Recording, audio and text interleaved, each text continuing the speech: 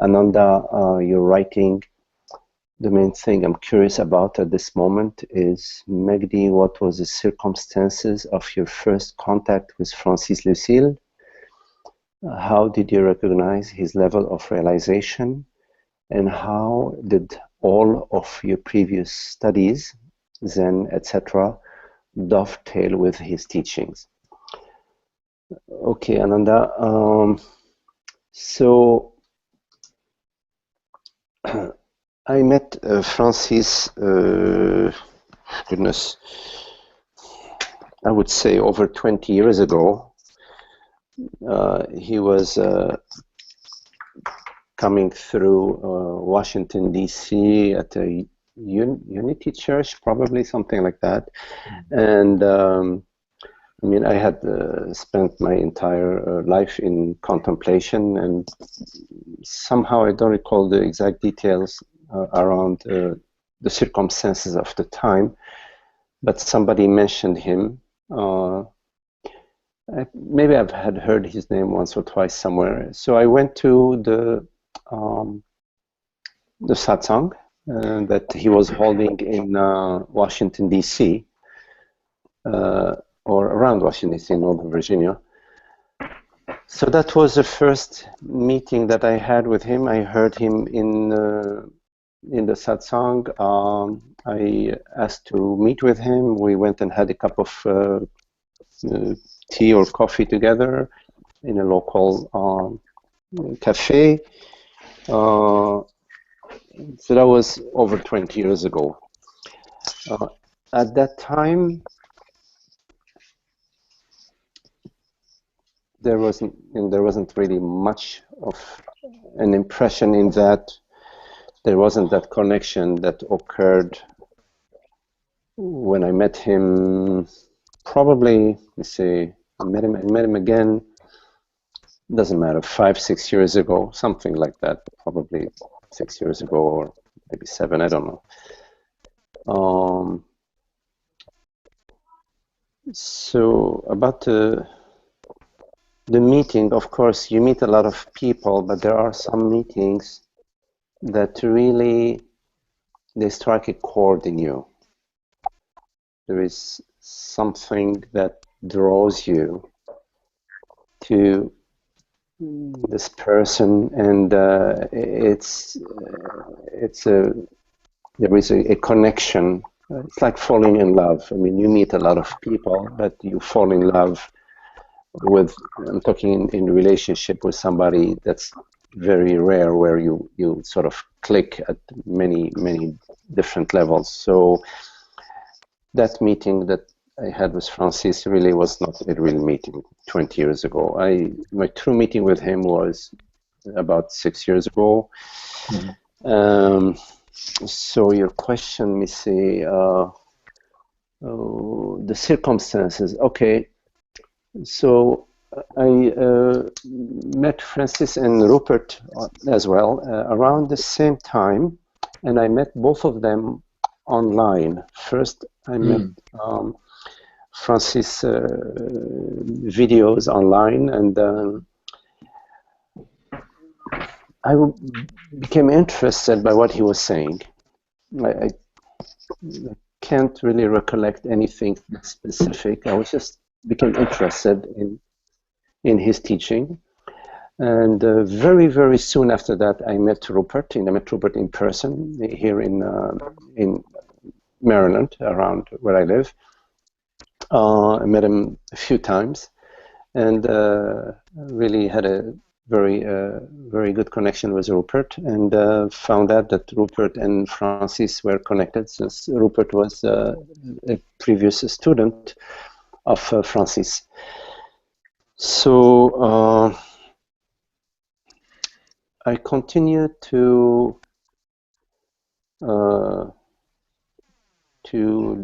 watch some of Francis' videos, and then some questions started to arise. Very quickly, some questions started to arise about what he meant by this, what he meant by that, and I started posing these questions to him. I wanted to clarify, what he meant, to understand what he was saying. And so very quickly, over a period of, let's say, 3 to 5 months, my questions were exhausted. Mm-hmm. And so, can you see? Was how did you recognize his level of realization? I don't know, something resonated within me. I was just interested in what he was saying. It's not that I recognized anything. I was just, I became drawn by what he was saying, and I wanted to understand, and I was just posing some questions. So I don't know. I don't know if I can what you're saying is perfectly satisfying to me. Okay. Okay. You don't have to find something that's not Right. How did all my previous studies, Zen, etc., dovetail with his teachings? It's very interesting, Ananda. In my previous decades of meditation, Zen practice, inquiry, etc., I had not come upon the teaching about being stabilized in the self, about the merging of the body, mind, and the world. I had not come to that teaching. I was doing a lot of Zen practice, which emphasized Kensho, Satori, sort of just sitting, not moving, the right posture, and attaining enlightenment. I really was not so much interested in attaining enlightenment because I already knew that I am the self, that I am consciousness.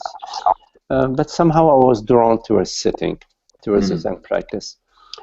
But what I was not aware of, because after I worked in the traditional Zen practice, I worked with Tony Packer, who was a non-traditional, I would say non-traditional Zen. She came from the Zen school, but went into what she referred to as meditative inquiry. But there was still a Zen influence. I had not come upon the notion or the teaching that completely liberated me from ignorance. There's a final merging, a final understanding that occurred when I was in my inquiry with Francis. So I don't know if did I answer your question? Yeah, I suppose so. Okay. There's no smoking gun. Yeah. It's all very beautiful. I'm going up to see Ted tomorrow. I'm driving up to Mount Shasta to see my friend Ted. Okay. And he's the one who introduced me to you via email, internet, whatever, Facebook. Yeah. So I don't know. Maybe that got me thinking about all this kind of stuff.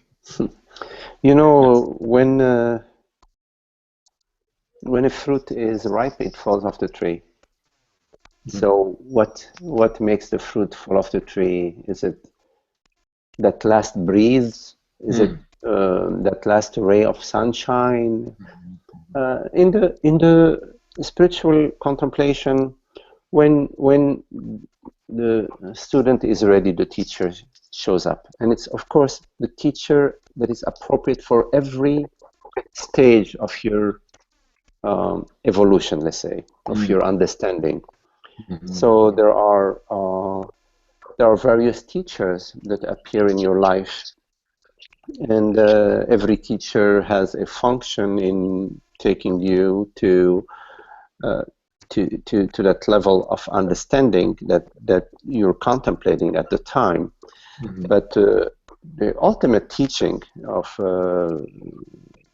non-duality and all spiritual practice is about being established in the freedom of the self, in recognizing in an experiential way, in a living way, in an effortless way, the love, beauty, freedom, happiness, and joy, the ananda of the self, being established in the self.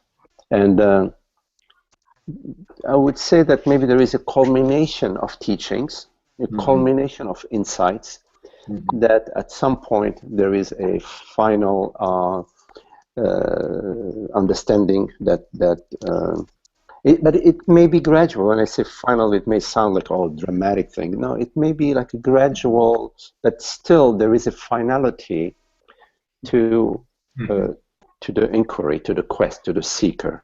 There is an ending of the seeker, a complete ending of the seeker, but at the same time that there is an ending of the seeker, there is the revelation of bliss and happiness and joy and freedom and understanding and wisdom. Seeker, it is the end of the seeker and the revelation of the self. So it's the revelation of the self that really matters. The revelation of our innate nature, which is this universal beingness, universal love, universal unconditional intelligence and being, borderless presence, effortless borderless presence, which has no personal quality to it. It's a complete universality. It's a universality of the self. So it is a good fortune when you, as early on as possible in your inquiry, you come upon the teacher that is pointing to the ultimate teaching. Not a dumbed down version of it. Well, not that there isn't any benefit. I'm not saying that there isn't any benefit to also having other. Yes. If it resonates for you, yes, whatever teaching resonates for you, then it has some significance for you. Yes. If it's not resonating, who cares? You follow? Yes, yeah. There has to be something that vibrates within you, that recognition. It says, it's not totally clear, but I feel drawn, you see? I feel drawn to just be there and to just be there and to continue in that direction, you see? Something kind of poetic just came to me. It's like a resonance with the source of all resonance. Yes. Which is so subtle that you can't even say anything about it. It's a resonance, yes, with the source. And yes, because we know deep down within our deepest being, we know the love, the beauty, the freedom. We know that. It's not something that somebody teaches us. We know what's beautiful. We know love. You see? So that inner resonance is there. The source of love, beauty, and joy and freedom is there. It is abundant. It's simply we have inherited some notions that we need to meet certain conditions, or we need to get to a certain situation or have a certain experience, and then we will be happy, you see. And that condition that we have inherited, ignorance, comes hand in hand with the belief in separation, that I am a separate entity, that the consciousness that I am is personal. When there is that belief that the consciousness that I am is personal, then we experience a separateness. we experience a limitation, and simultaneously we experience an unhappiness. Mm-hmm. Because our true nature has no limits to it. It's wholeness. So when you take the wholeness of consciousness and bring it to a limited personhood, a limited personal experience, we experience unhappiness. And when we experience this unhappiness, then our heart yearns for the happiness.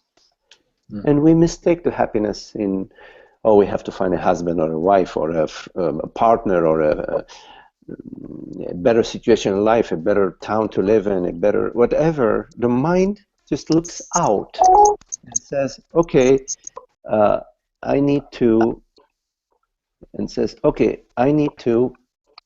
go out there and get some goodie. I need to find my happiness out in the world, body, mind. Mm-hmm. And the mind is very, very tricky. It's always presents you another object. Mm-hmm. It may initially tell you, okay, more money. You get the more money, it says, oh, a better partner. You get a better partner, it tells you more power. It gives you more power, then it tells you, oh, better health. It's always in movement. Mm-hmm. It's never at rest. It's always saying, okay, what's next for me to be happy? Which means the mind starts with the assumption that I am unhappy. Mm-hmm. It starts with the assumption of unhappiness. Mm-hmm. And it says, oh yeah, I'm unhappy, but I'm unhappy because I don't have this Maserati. I don't have this this beautiful house. Oh, well, the U.S. Constitution guarantees freedom to pursue happiness.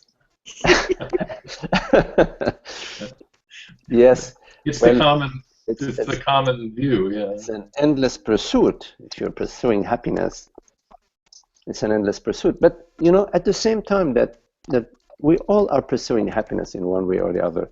Mm-hmm. And it's really via grace that we come upon the revelation that happiness is our true self. Mm-hmm. When we hear that, initially the mind says, what are you talking about? Mm. The mind will sort of resist that and argue against that. Mm-hmm. But if we continue our contemplation, that what I truly am is this awareness, is consciousness. Mm-hmm. And that consciousness is freedom and happiness. And it is what is. It is the reality of all experiences. It is the one reality. That happiness tomorrow is a myth. Mm-hmm. You see? When we start to contemplate the happiness that doesn't come and go, it starts to sink in that yes, the source of happiness is what I am. So we start to contemplate that, and that's a blessing. Mm. When we become open to this sort of contemplation, it's a blessing, because then we are on the path to the self. Yeah, it seems pretty clear that the self-knowing and primordial happiness, or endemic happiness, is the same thing. Yes. Yeah, and it is a blessing. Thank you. Yes. Thank you. Yes. Beautiful. Yeah. Thanks for the little biography. I'm not sure what brought it up, but I appreciate it. Yes, well, we are interested in each other, and okay, it's good. It's good. Mm-hmm. Yes. Very lovely, Ananda. Thank you. My glasses I just lost this cheap glasses, so I'm gonna try to read. Okay, seeker sought, you're right. A teacher said, and your paraphrase may be inaccurate, the first step to realize oneness is to realize that you do not want to do it. This seems to be in my thinking lately because the problem of desire for pleasure is also in my thinking. You see, there is a desire for truth, a desire for the self, a desire for true happiness, but that is different from seeking pleasure. Because seeking pleasures and seeking happiness in object is the same thing. When you are seeking a pleasure, you're seeking happiness in some form, whatever form it is. And the forms, you know, are transitory. They're not eternal. So the happiness that you get from any object, from any experience, is limited and is not the happiness, true happiness that you are seeking. You are seeking the revelation of truth, which is happiness, but not a happiness that is conditional, that is dependent on any form, that is dependent on any object. So the saying that goes, the first step to realize oneness is to realize that you don't want to do it. I think the first step to realize oneness is the recognition that oneness, meaning peace, happiness, is not in the world body-mind, is not in any experience, is not in any relationship, is not in any form. Then the mind stops to look out at the world, at the body, at the mind. It would stop looking out to seek. And in that stopping, there is presence. There is the beginning of an inkling of what you are seeking.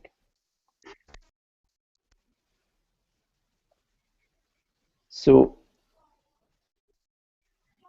if you are seeking desire, if you are desiring pleasures, you are bound to be disappointed. It is a matter of time for you to come upon the disappointment and the disillusionment, because what you are seeking will not be available to you in via pleasure. You need to understand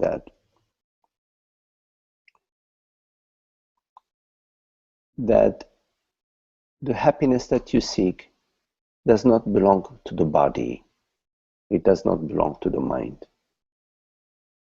The happiness that you seek is what you are. You need to contemplate, what am I?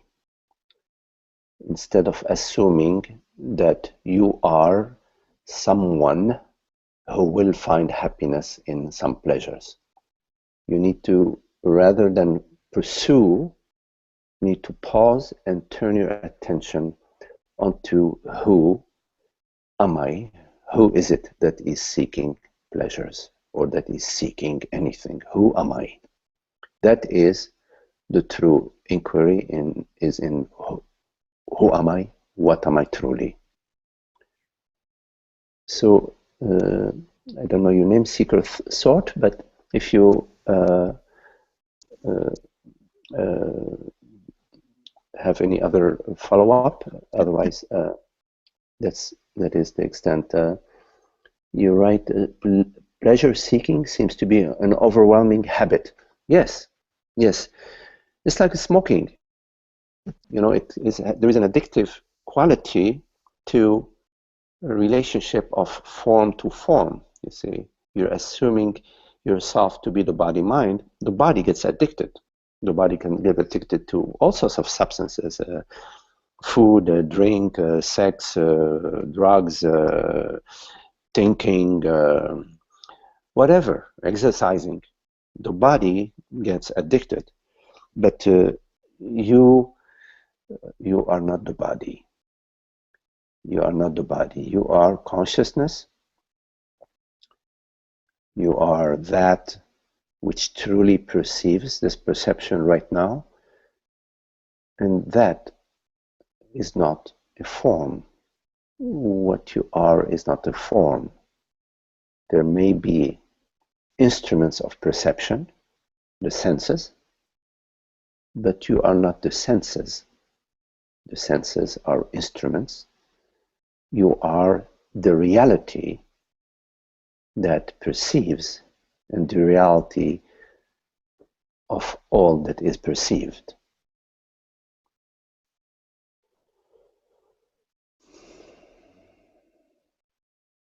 So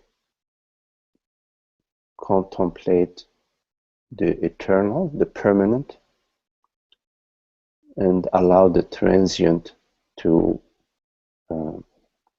take its path without any identification. Do not identify with it. Gonzalo, you're right. In seeking pleasure in the impermanence of objects is also by the impermanent mind. Yes, yes. It is this impression that I am this body-mind person, and that this body-mind person needs to experience, needs some worldly experiences in order to be happy. So we confuse consciousness with the body-mind. And when we confuse consciousness with the body-mind, we mistake happiness with pleasure-seeking.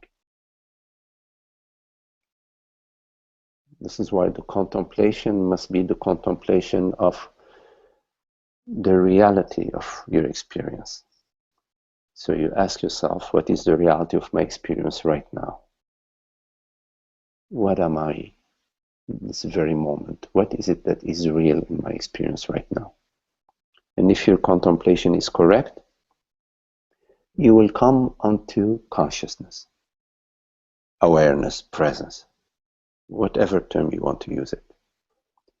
The reality that perceives is not perceived. What perceives is not a form that is perceived. So the body-mind are forms that you perceive. But the you that perceives is the I, the self, that is not a form. That's an important understanding you need to arrive to, and be very clear about it, and live, once you have that understanding, live from that understanding.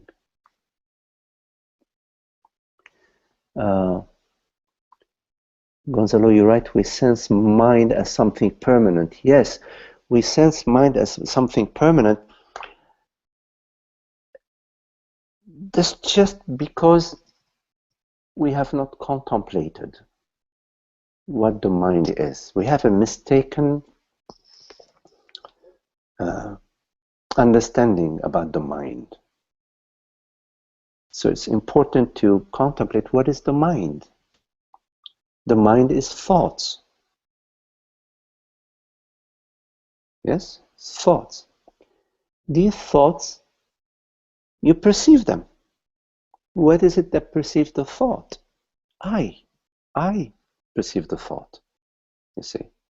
So if I perceive the thought, meaning I perceive the mind, then I am not the mind. And the mind, meaning the thoughts that I perceive, are constantly changing. They're like a dime a dozen. They just keep changing. So the mind is just a show. What perceives the mind, the awareness, consciousness that I am, which we refer I perceive, that does not change. So the permanency, eternity, does not belong to the mind, does not belong to what appears. It belongs to what does not appear. Seeker, you're right. When there is no repression and no gratification of pleasure seeking, then the urge for pleasure is liberated.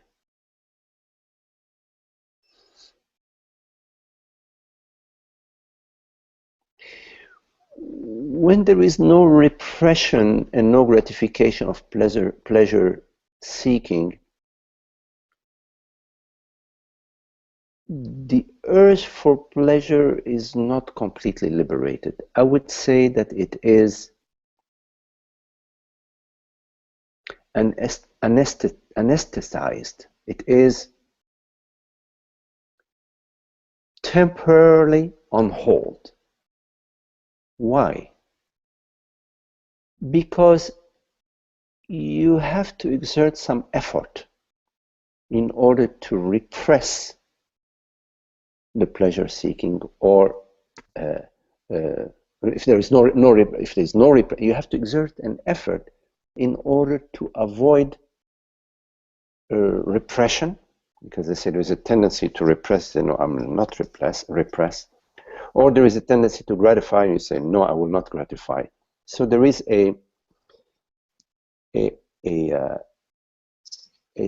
still some practice that you are doing towards the urge for pleasure. And this practice is like it's a form of control, which is inspired by your desire to be free from this pleasure-seeking dynamics. But every control that you exert may work for the time being, but it is not the liberation. The liberation from pleasure-seeking has to come with an understanding that ends the entire structure of pleasure seeking. This need to seek something in the world in order to be happy, which is seeking pleasure, that need, that entire mechanism, is driven by some unexamined assumptions, by belief systems that I am a body-mind that therefore lacks and needs this or that in order to be happy. You have to come to understanding of the reality of consciousness. What am I truly? It is this understanding that will liberate you from the pleasure-seeking mechanism. But it is not the application of no repression and no gratification. It's the understanding that matters. Now, about pleasure, there is a difference between pleasure-seeking and enjoyment. You see, in enjoyment, you can enjoy the world, body, mind, all sorts of arts and foods and friends and travel, whatever, reading or music. You can enjoy, which is a form of celebration, but it does not have a need in it. You see? But before you can come to the enjoyment, which is pleasurable, it's even more than pleasurable, because it has no need in it, before you can come to the enjoyment, which is the freedom from need, you have to come to the understanding of your true nature. Otherwise, the pull of the world, body, mind will continue to pull at you, will continue to point at various forms in the world. Even spiritual forms, they say, oh, enlightenment. This person is enlightened. I need to get enlightened like this person. Even spiritual forms they will keep pulling at you, and you will remain in the seeking and in the unhappiness. So it is the revelation of the self that matters. Gonzalo, you're right. That is just a belief. What are you referring to, Gonzalo? That is just belief. Okay. To the repression. To the repression. No repression. No. Oh no. Was, Okay. To the what I was saying before, but when I was writing it, then it came the next one. Yes, right. That's the problem with the chat. It comes in. Okay. Yes. We sense mind as something permanent. That is a belief. Correct. Yeah, I could see that in the chat. Sometimes it's just sort of.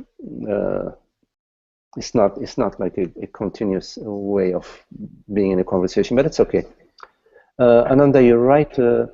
Pleasure seems related to true happiness. Pleasure seems related to true happiness. The greatest pleasure being of a different order. Pleasure is like a seedling form of a mighty tree. I wouldn't put it this way, Ananda. I didn't think you would, so I was curious what you would say. Yeah. Maybe it's such a different order that you can't even use the word pleasure. Yeah. Pleasure still relates to object to object. That I'm this mortal form, I'm this body-mind, and I need this house, this relationship, this experience, etc. It's still in the domain, in the realm of the mind. It does not at all relate to happiness. Happiness is our natural state, the complete freedom of our true nature, of the self. Consciousness is love, beauty, happiness, freedom, intelligence, wisdom. And that's that. There isn't, I need, I don't know, whatever. I need to be in California. I need to go to this fantastic restaurant. I need to be with this fantastic. No, it is.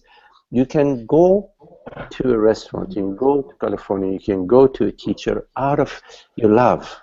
Not if you're going at the mind level. You're still in the seeking, and that is, in a way, I just wanted to say that we have to experience in the mind our journey. In other words, the mind tells us, okay, I need to get this house, I need to get this job, I need to get this wife or husband or partner or whatever. I need to get this. I need to get a better garden than the neighbor, etc.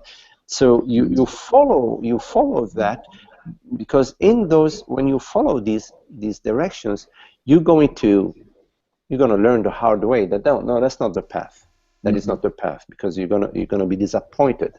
So the faster you understand, so the mind arises, and you can contemplate the mind. You can contemplate the mind by actually following it and living what it's saying, and then you will get to the bitter pill.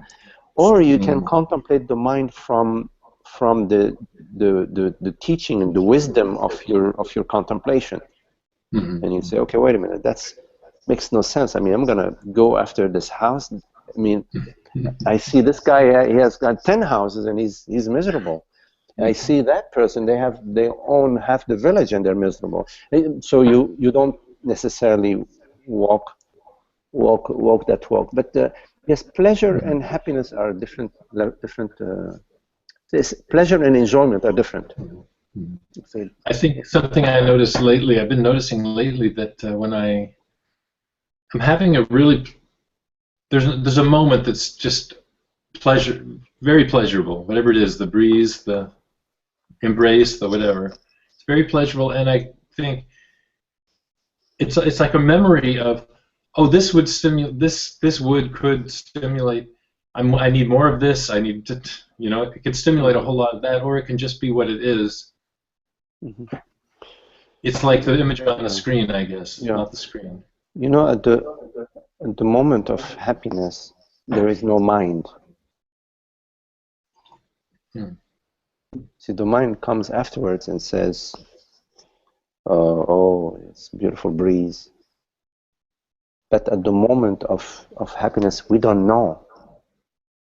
There is no mind. It's just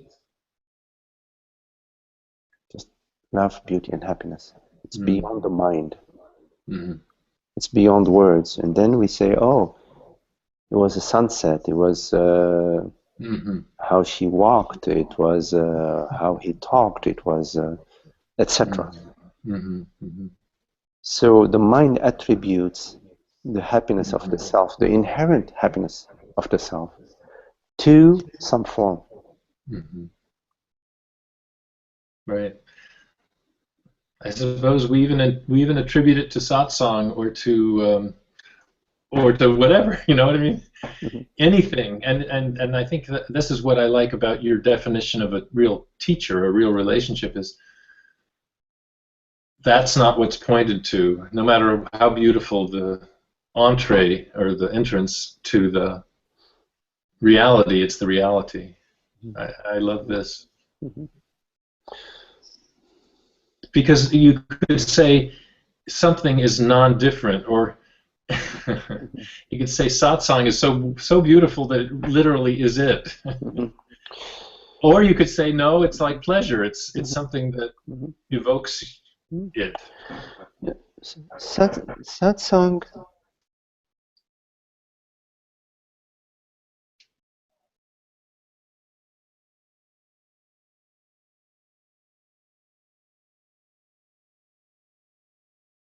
is the absence of separation. Satsang is a celebration of love, of our oneness. And it is the sharing of the joy of the love that we are.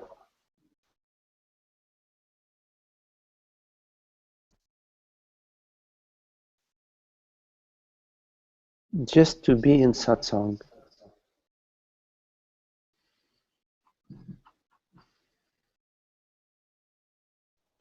It's a recollection of God. It's a recollection of truth.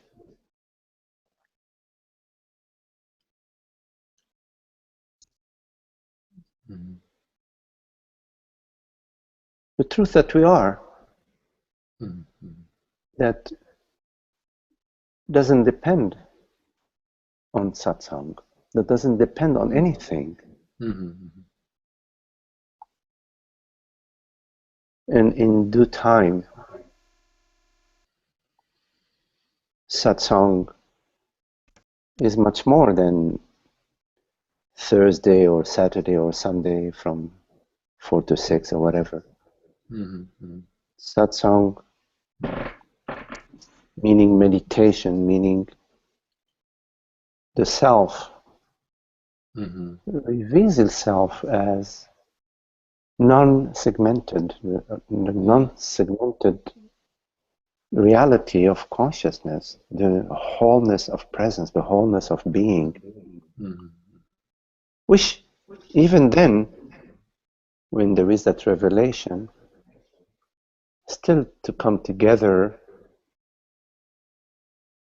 is and to sort of share the presence that we recognize, that's already recognized, that recognizes itself.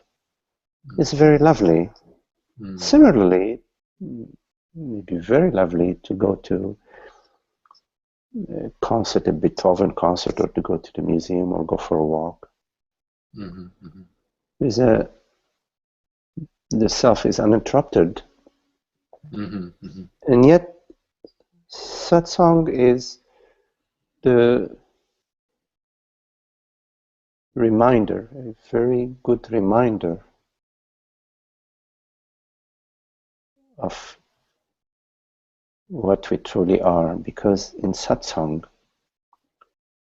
with the teacher, meaning the self, there is the aliveness of the self that somehow speaks through a body-mind, but it's beyond the limitations of, beyond the form of the body-mind and beyond the form of the speech. It's beyond that. It's even beyond the vibration of the voice. There is the aliveness of the self, like a vortex, like the vortex of love, of freedom, of joy, of beauty that calls us and that touches our heart. And we come to satsang out of love, out of our love for truth, for beauty, for truth. I'm just starting to have this perception that, similar as we were talking about pleasure, if this absolutely all ever-present self and truth is here, whatever, then even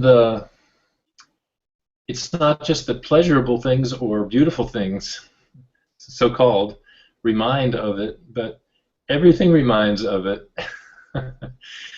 It's interesting. It's like everything, even bad, painful stories and bad news on the front page reminds, because it's a projection from it in some way.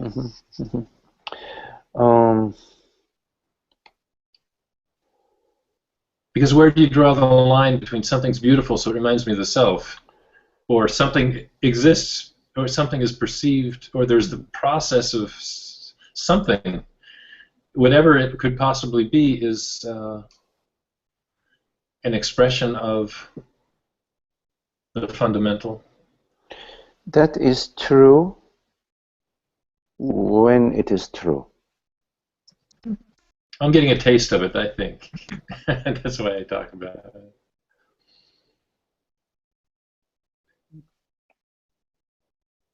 Once the recognition that all is the self is true, true recognition, living recognition. Yes, what you are saying is true. And we'll just make a note that there would be less and less, if any, miserable events or miserable situations. Well, it's interesting that's the magic of the revelation of the self. It's like it wipes the, what is it? It wipes the thing clean. It wipes the slate. It wipes the slate. But the newspaper is still going to say Republicans won, or some other horrendous thing, regardless of. It's the mind that says that. What? It's the mind that says that. Ah.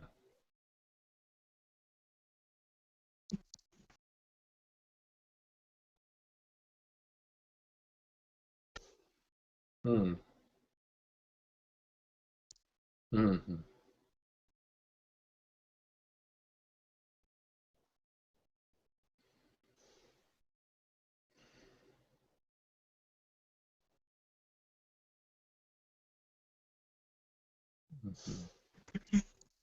I think I get your pointer, yeah. Suzanne, hello Suzanne. You write happiness is our true nature?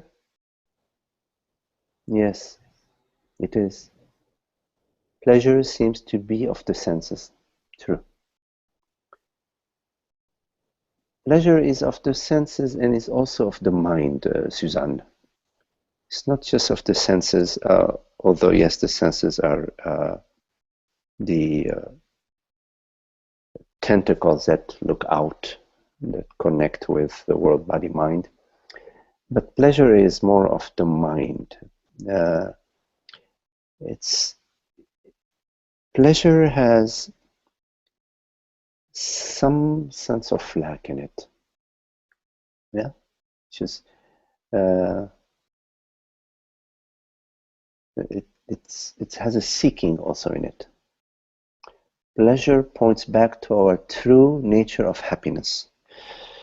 That is not how I use the language, Suzanne. I refer to joy, enjoyment, as referring to our true nature of happiness. So we enjoy, and in enjoying there is a wonder, a sense of wonder. It's like, wow, I mean, God, look at the color of these trees, look at the color of these leaves, look at,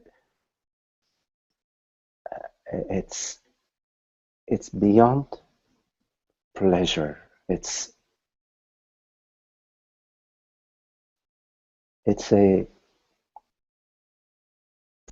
just the ecstasy of wonder and the celebration, the recognition of the wondrous quality of the dream. The sense of awe, like perceiving with a child's eyes. So I use the term pleasure more at the mind level, like, oh, well, I need to have a little bit more ice cream, I need to have more sex, I need to, I need pleasure. What is the next pleasurable thing? At least that is how I use the term. So,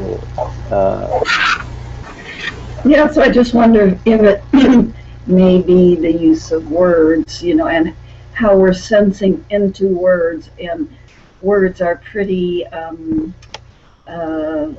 shall we say, conditioned, you know, to us. So it's my sense of the word pleasure is like your enjoyment, but I totally understand what you're saying. Yeah, good. What matters is the understanding, of course. I mean, that's really what matters. Right. So, yes, words, you know, They're so imprecise. yes, I'm careful with my use of words just to be consistent, you know, in the sharing, and also to be clear about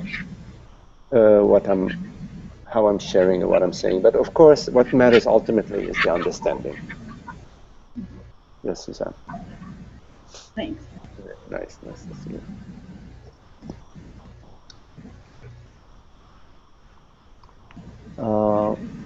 Gonzalo, you write, revelation of the self and the seeing of the fourth sense of separate entity are not separate movements. Yes, that's a good point, Gonzalo. What you are saying, if I am understanding you correctly, is that there is the revelation of the self and the understanding that I am not a body-mind, that they are sort of part of the same movements. There is two phases, let's say, two important phases, two important understandings in the contemplation of the self. The first understanding is that I am not a body-mind, I am not a separate self, I am not a person, I am consciousness. I am that which knows, which perceives the world, body, mind, but I am not perceived. So I am consciousness. It means I am not the world body. I am not the world, body, mind. I'm not a body. I am not a mortal entity. and I am consciousness. That is the first and very important understanding. That's the first contemplation, is that I am consciousness. That is consciousness that perceives these words right now, that perceives this perception, the true perceiver. And subsequently, that understanding is a major understanding, but it's not the ultimate understanding, because there is still a sense of self. There is still this personal consciousness. I am consciousness, but the consciousness that I am still is personal. The subsequent understanding is to arrive to the understanding, that the experiential understanding, that the consciousness that I am is not personal, is universal, it is impersonal, and it is universal. And that is the full revelation of the self. So yes, those two revelations are essential for the full blooming of your understanding, but it is it's the ultimate understanding that matters, and the ultimate understanding that consciousness is universal requires the previous understanding that what I truly am is not a mortal body mind, that I am consciousness.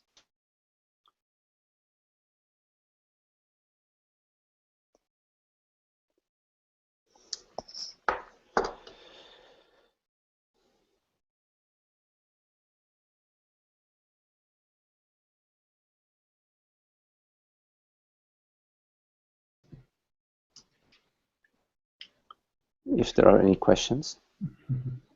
I just wanted to review for a second that beautiful thing you said, that it's the mind, not the headlines, which constitutes an ugly world or something like that.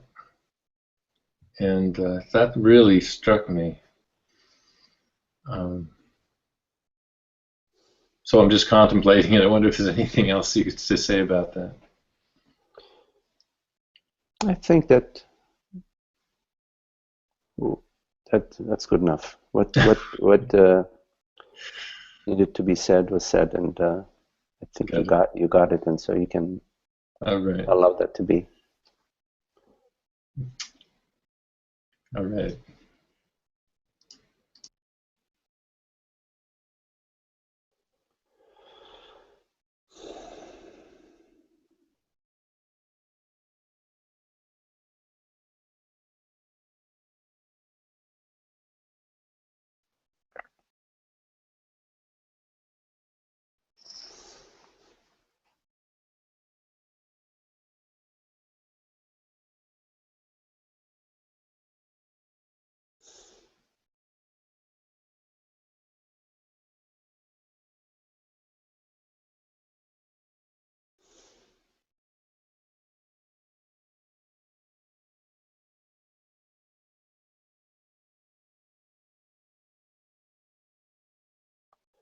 So if there are any questions.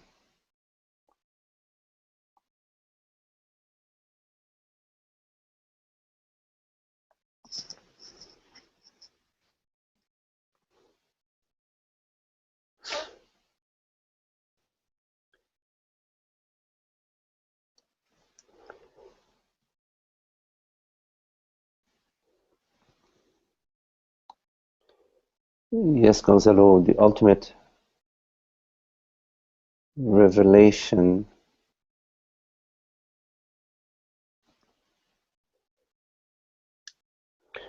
is all is the self.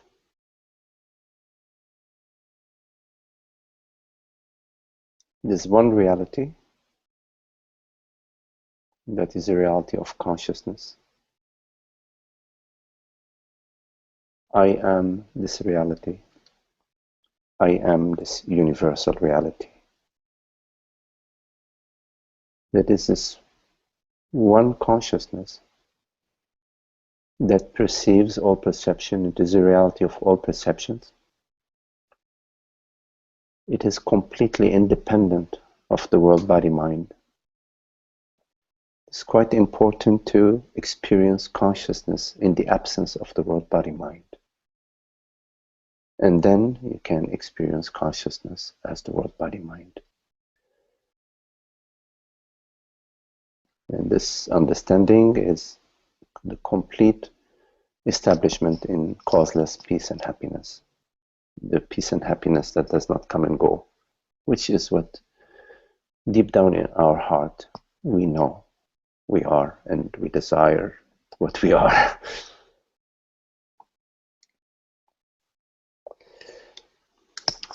Okay, well, thank you very much for your lovely company, for your questions, and for your presence. It's very lovely to be with you, and we'll meet again soon. Thank you all. Thank you. Thank you, Martin. Okay, see you. Bye, goodbye, goodbye, everybody.